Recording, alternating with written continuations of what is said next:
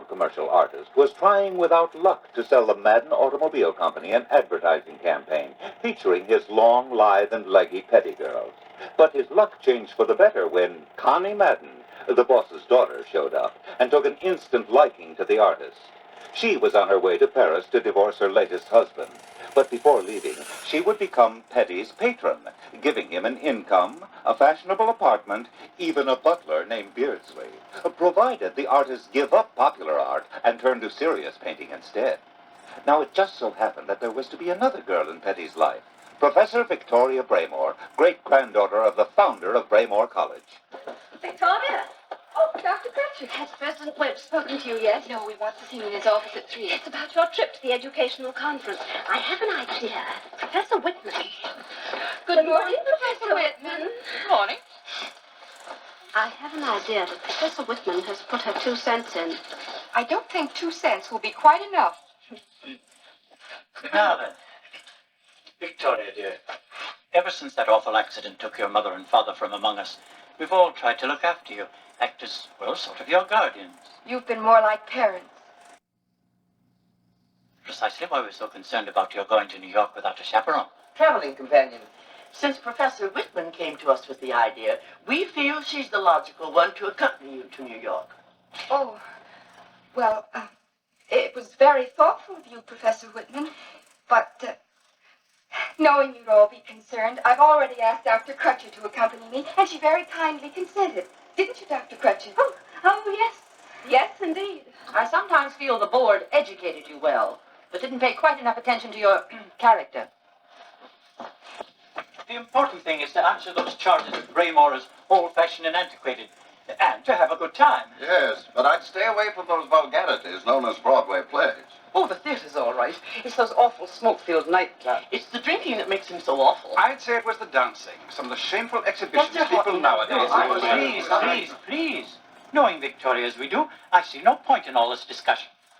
You'll find lots of symphonies, lectures, and museums in New York. Just have a good time. The Museum of Art in New York. It was here that Victoria Braymore and Dr. Crutcher came after the educational conference to have a good time. It was also here that George Petty came to study serious art. And here that he first spotted Victoria Braymore. So it takes your breath away, doesn't it? Really? Yeah, I mean the way the cold marble softens and seems to If become... you don't mind, I make it a rule never to talk to strangers. Oh, well, that must be very comforting to your mother. Dr. Crutcher is my friend and colleague. A doctor? Yeah, I just happen to have a slight pain. Doctor of philosophy, a professor. Oh, a school teacher. How did you guess? Well, it wasn't difficult. Now, will you go away or shall I call the attendant? The attendant? Well, that's not much of a choice. However, being allergic to rough handling, I...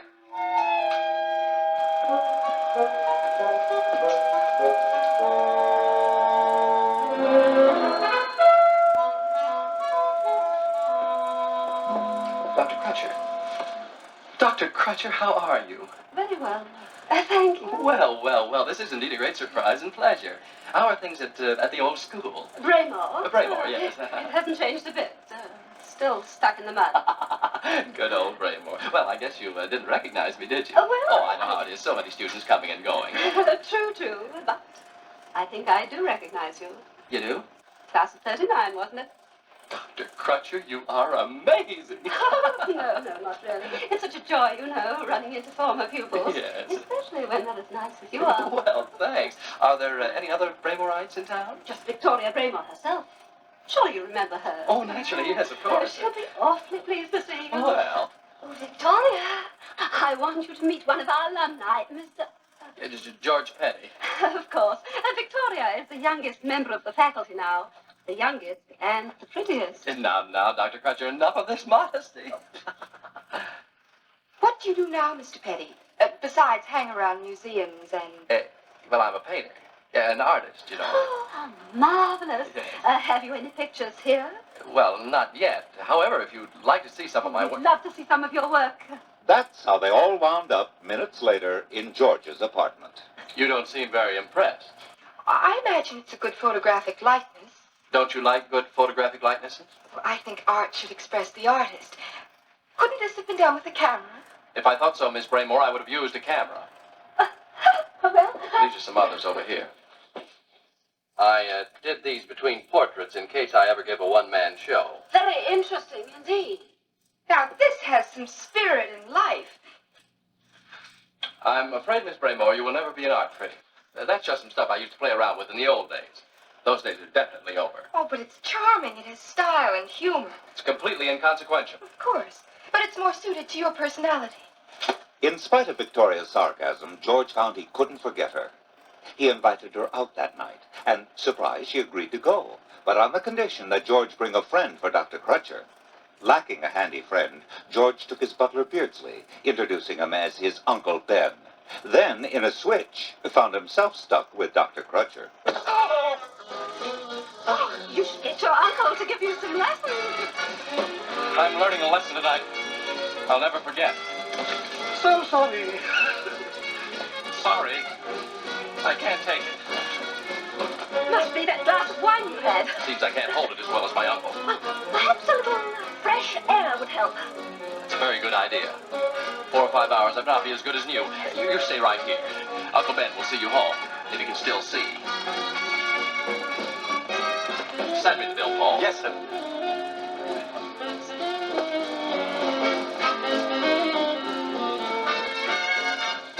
Oh, excuse me, Uncle Ben. I better get your nephew. Mr. Petty, leaving so soon? I cannot compete with Uncle Ben. I'm sorry, but you did take too much for granted. Well, after this clam bake, I'm taking myself to a place that would give you and those 12 parents of yours the horrors. The air is smoke-filled. They have very intoxicating beverages, bebop music, and something you've probably never seen at Braymore. What's that? Live people. We've heard of such things. I'd like to see them. I'd let you if I thought you could be separated from your colleague by anything less than a major operation. An invitation might do it.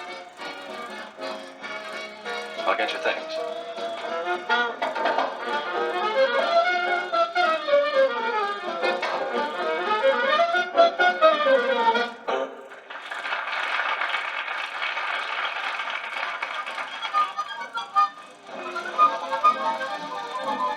The brush and easel is dedicated not only to amusement, but also to art. The type of art you admire. Miss Mackenzie is the model for the nightly $50 sketch contest.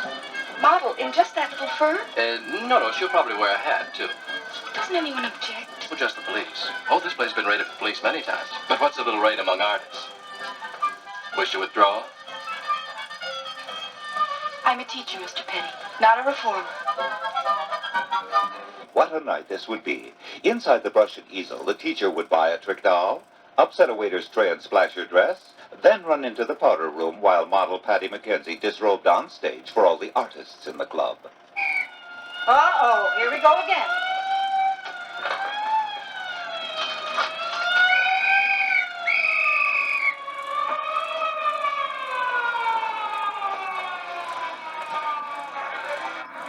Thanks, honey.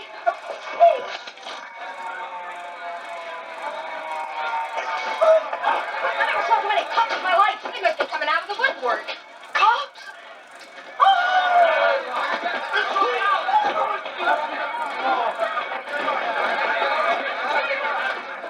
Okay, Miss Mackenzie. Come on. I'm talking to you, miss. Me? That's right. You can ride in the front seat with me. I'll keep my hat on, too. Oh, you think I'm the model? The light dawns. Come on. But you're making a ridiculous mistake. I'm merely a guest here. Now, since when do guests run around without any dresses on? Don't mess up this time. Officer, now wait a minute. What do you think you're doing? Taking Miss Mackenzie to the wagon. What, Ken? She's not Miss Mackenzie. But who is she, then? Why, she... Oh, yeah, she just happens to be a That's friend. what I thought. Come on. Hold it. Wait, Sergeant. Naturally, the scandal made the front page. Next night, back at Braymore College. I still don't understand why you cut your trip so short, Victoria. Was it that museums aren't very interesting with a chaperone? Victoria and I both found it a bit dull. In that case, I'm glad you excluded me. But, oh, please.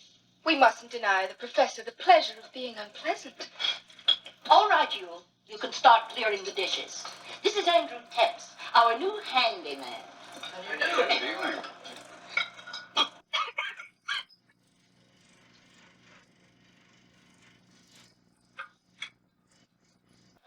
Thank you. You have to work fast around here. Oh, don't you worry, Mrs. Hitch. Some people think I work a little too fast. We'll see. If you don't leave instantly, I'll expose you, and then you'll... Tell everyone all about the incident at the brush and easel. Good idea. If they don't believe you, I can always supply a few newspaper clippings to clarify the situation. I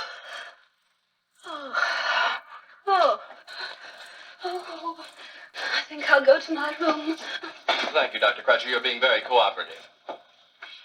Just what is it you're after? Well, one, satisfy my curiosity why a girl like you should be willing to hide away in this catacomb.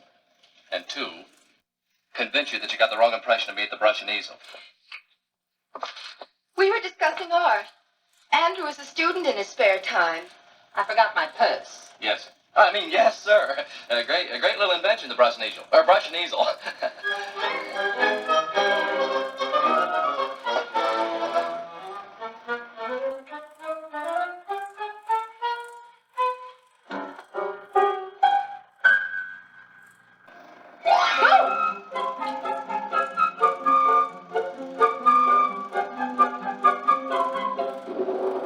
Days passed, and Andy the busboy, serving Victoria's breakfast in her room when she failed to come down, now began to realize that the love he felt for her was doomed from the beginning. Braymore was her home, and there she meant to stay. Didn't you ever hear of love? Marriage? This is my kind of life. Love and marriage will have to be part of it. And that's what I figured. Okay, I get it. But Victoria, can I paint you before I leave? Oh, I couldn't go back to that island. No, in my room. It's next to the garage. No, that's impossible. Are you going to force me to wave that certain newspaper clipping in your face again? You wouldn't. No, I wouldn't. I would like to paint you, though. All right. Tonight at 8. But just one sitting. If it takes all night, I'll have the bathing suit ready. You leave the bathing suit in the hall closet. I'll put it on here. It's very proper, but most unprofessional.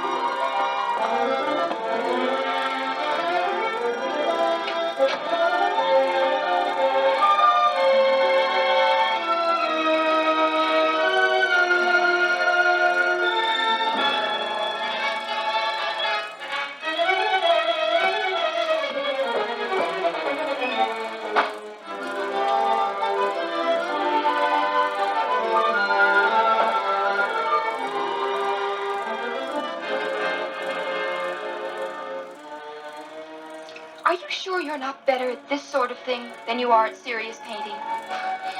Well, that's not what the boys at the bank tell me. But I'm glad you like it. I do.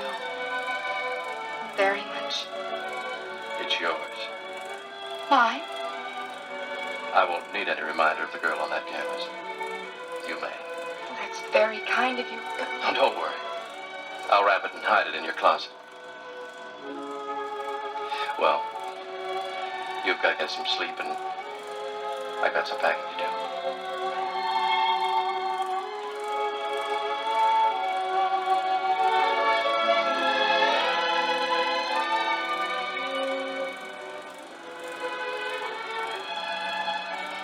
Goodbye. And it's only in the interest of discipline and a sense of propriety among our students that I report this shameful incident. I have a feeling this is a matter for a psychiatrist. Obviously, something has snapped in the child's brain. Yes. Yes, something has snapped. I should hate you, Professor Whitman, but I don't. I'm grateful to you. You made it snap. You made me realize what I really want. Victoria, what? Oh, you needn't worry about me, Dr. Webb. I resign.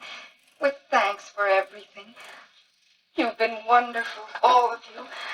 But having 12 parents, well, it just ain't natural. Besides, I'm in love. Victoria went to George's apartment in New York, only to learn from Uncle Ben, Beardsley the butler, that Mr. Petty was at the Royal Roof, attending a gala party in his honor, sponsored by his patron Connie Madden, who was back from Paris, divorced, and ready to remarry. Victoria knew she'd have to do something fast and dramatic. She went backstage at the Royal Roof. We won't bore you with all the details of how she did it, but with a little Hollywood magic, she pulled off a spectacular surprise for George Petty in 5 minutes flat.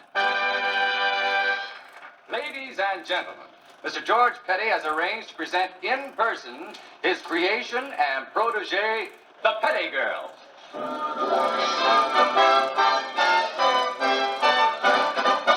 Over here, boys, over here, boys, meet the cutest little girl of the year. Boys, take a look at the beauty on the billboard. Take a look at the pretty Petty girl. Show her drinking Coca-Cola in the kitchen with a can of Mazzola, looking sweet by a new electric ice box.